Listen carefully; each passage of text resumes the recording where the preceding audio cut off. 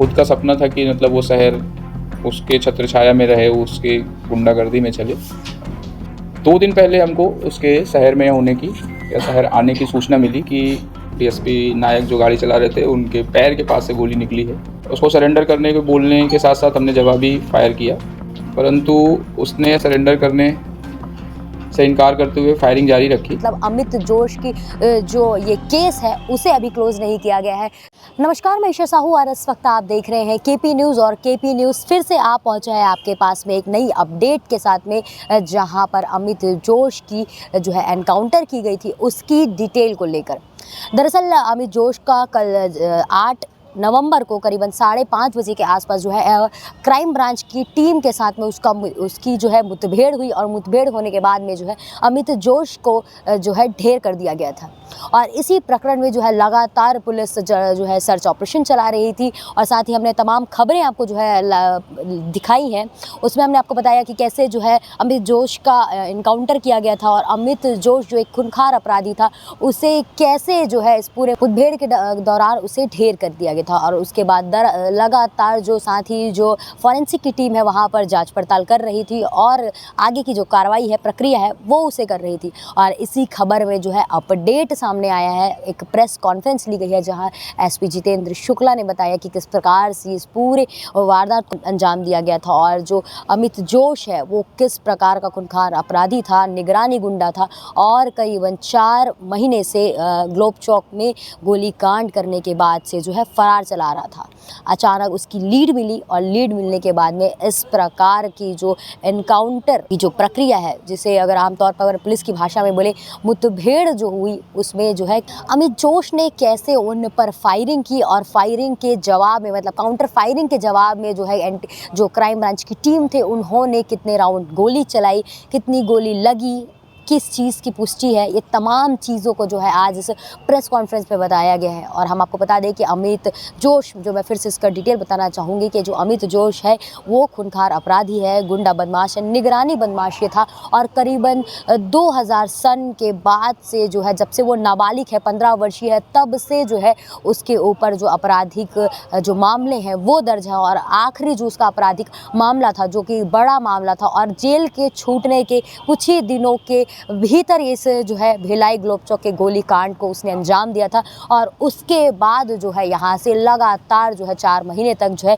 Police को चकमा देते घूम फिर रहा था। कल की घटना के बारे में आप सबने देखा ही है, और जो अपराधी था अमित जोश, जो काफ़ी कुख्यात और इनामी अपराधी था, जिसका शौक़ या शगल बोल सकते हैं कि अपराध करना उसका शौक़ या शगल था। लोगों को डराना, लोगों को डराने के लिए किसी भी हद तक जाना, बंदूक टिका के लूट कर लेना, छोटी छोटी बात पे जान से मारने की कोशिश करना, ऐसे अपराधों में वो लगातार संलिप्त रहा है। और इसीलिए उसके अपराधों की जो फहरिस्त थी वो 36 अपराध तक पहुंच गई थी, जो 2006 से शुरू करके 2024 तक अभी टोटल उसके खिलाफ 36 अपराध हो चुके थे। ये जो कल हुआ वो 37वां है। ऐसा आरोपी था जिसने जून में, आप सभी जानते हैं, रात्रि में करीब 1:30 बजे के आसपास 2 इनोसेंट लोगों को बहुत छोटी सी बात या बिना वजह बोल दें तो वो भी गलत नहीं है, 2 लोगों को गोली मार दी थी। उस घटना में शामिल जितने भी अन्य लोग डायरेक्ट इनडायरेक्ट इन्वॉल्व थे उनको अरेस्ट किया था, 4 लोगों को। बट उसी सुबह ये अमित जोश, जब हमने अरेस्टिंग शुरुआत की थी तो ये फ़रार हो गया था। तब से इसकी तलाश जारी थी। 2 दिन पहले हमको उसके शहर में होने की या शहर आने की सूचना मिली कि वो आने वाला है या शायद शहर में है। इस इनपुट पे हमने सभी लड़कों को, चूँकि हमारे पहले भी लड़के बाहर लगे हुए थे, बट यहाँ पे अलर्ट किया। जो भी संभावित जगह हो सकती थी, जो भी संभावित तरीके हो सकते थे आने जाने के, उन सभी जगहों को हमने पिछले 2 दिनों में फिर से खंगाला। कल शाम को उसी तारतम्य में हमारे एक पेट्रोलिंग जो क्राइम की टीम है, जो अपनी बीट्स देखती रहती हैं, वो ऐसे ही निकले हुए थे तो जयंती स्टेडियम के पास उन 2 लोगों को ये दिखाई पड़ा। जयंती स्टेडियम के पास जैसे ही इन्होंने मतलब उसको देखा, वो पुलिस को पहचाना, वहाँ से उसने निकलने का प्रयास किया। तत्काल ही चूँकि दोनों आरक्षक सादे ड्रेस में और बिना वेपन और बिना किसी उसके थे, तो उन्होंने अपने कंट्रोल के माध्यम से और डायरेक्ट अपने वरिष्ठ अधिकारियों, डीएसपी क्राइम एसीसी प्रभारी टीआई, इन लोगों को कॉल किया तत्काल कंट्रोल से पॉइंट चला एसीसी भिलाई 6 थाने के लिए भी। तीनों लोगों ने तत्काल विदिन 5 मिनट, चूँकि रिपोर्ट पहले से ही सुबह से ही चल रहा था कि यहाँ पे ही मिल सकता है, तत्काल एक्शन लिया और जयंती स्टेडियम के पीछे वाले एरिया में उसको दोनों तरफ से रोड ब्लॉक करके घेरने का प्रयास किया। उसने अपने को फंसता देखते हुए उसने जब पुलिस व्हीकल वहाँ पे रुकी उस पर फायर किया। इनिशियल फायरिंग में उसके हमारे गाड़ी पे जो फायर आया उसमें डीएसपी नायक जो गाड़ी चला रहे थे उनके पैर के पास से गोली निकली है, जो गाड़ी में ही बुलेट फंसी रह गई। तत्काल सभी लोगों ने उसके पास हथियार मतलब देखते ही फिर गाड़ी से उतर के अपना छुपाव लिया। छुपाव लेने के पश्चात उसको सरेंडर करने के बोलने के साथ साथ हमने जवाबी फायर किया, परंतु उसने सरेंडर करने से इनकार करते हुए फायरिंग जारी रखी, जिस पे जवाबी कार्रवाई करते हुए हमने भी पुलिस की तरफ से आत्मरक्षार्थ फायरिंग की। जब फायरिंग बंद हुई और 5-10 मिनट बाद हमने उसके चेक किया तो वो वहाँ पे मौके पे मृत पाया गया। तो ये पूरी घटना थी और उसके पश्चात से चूँकि अंधेरा हो गया था, कल सीन ऑफ क्राइम का जो विश्लेषण है, वहाँ से जो सीन ऑफ क्राइम से जो एविडेंस कलेक्शन की प्रक्रिया है, जो सीन ऑफ क्राइम का पूरा परीक्षण होना था, वो आज दिन भर एफएसएल की टीम ने वहाँ पे किया है। वो हमारे पास इनपुट आई थी कि वो मोटरसाइकिल में जयंती स्टेडियम के पास कहीं देखा गया है। वो आज हम लोगों ने सब टीमों से बातचीत किया तो वैसा देखा गया, जो पहली बार जिसने देखा उसको वो वहाँ पे वो पैदल जा रहा था उस पर। अगर अभी टाइम से हो जाएगा तो अंतिम संस्कार आज होगा, उनकी घर वालों की जो मान्यताएं होंगी उसके अकॉर्डिंग करेंगे, नहीं तो कल पीएम हो गया, अभी पीएम चल रहा है। एनएचआरसी की टीम नहीं आती, एनएचआरसी को 24 घंटे के अंदर रिपोर्ट भेजनी होती है। वो अभी हम एफआईआर दर्ज हो गई है, पीएम हो गया है, उसके बाद जो उनकी बिंदु होते हैं उसको पूरा करने के बाद वो आज शाम को एक रिपोर्ट उनको चाहिए। पुलिस टीम का है इनकाउंटर का श्रेय, ऐसा कोई पर्टिकुलर एक आदमी काम नहीं करता। पिछले 4.5 महीने से हम वॉच कर रहे हैं, वो किसी एक लड़के का काम नहीं है।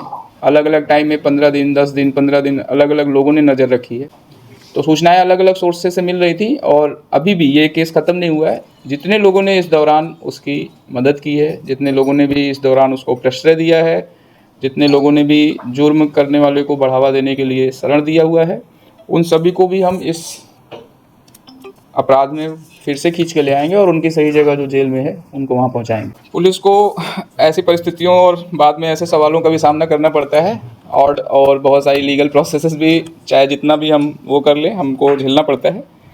परंतु आपने बहुत सही बोला है, हमको ये हमेशा ध्यान रखना पड़ता है, हमको जो वेपन मिले हैं वो पब्लिक सेफ्टी के लिए मिले हुए हैं पहला, और हमको जो वेपन मिले हैं वो अपने आत्मरक्षार्थ, जब भी हम अच्छे काम या किसी पब्लिक इंटरेस्ट में वर्क में लगे हैं तो आत्मरक्षार्थ मिले हुए हैं।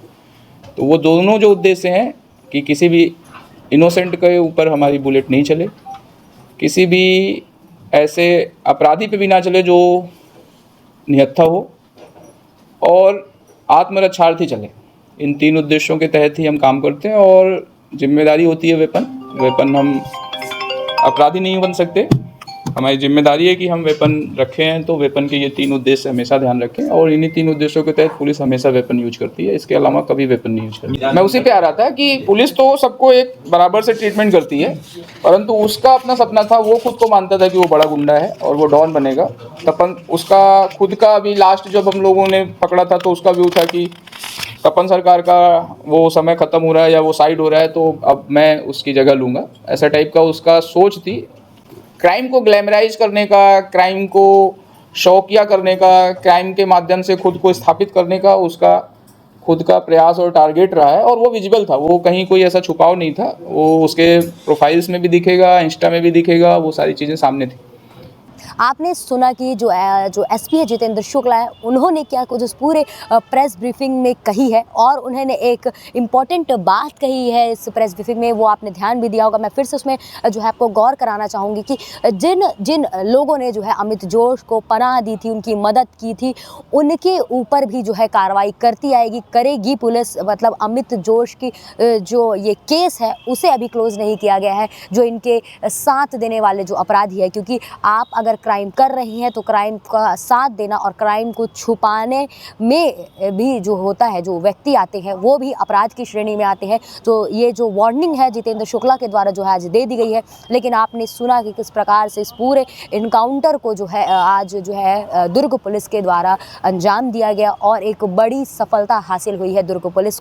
ऐसी तमाम खबरों की अपडेट हम आपको लगातार केपी न्यूज़ के माध्यम से देते रहेंगे। और जैसे कि मैंने आपको बताया कि अमित जोश के जो केस है, ये जो कांड है, उस पे और भी अपडेट्स आ सकते हैं, उसको हम लगातार आप तक पहुंचाते रहेंगे। तब तक के लिए बने रहिए केपी न्यूज़ के साथ में। धन्यवाद।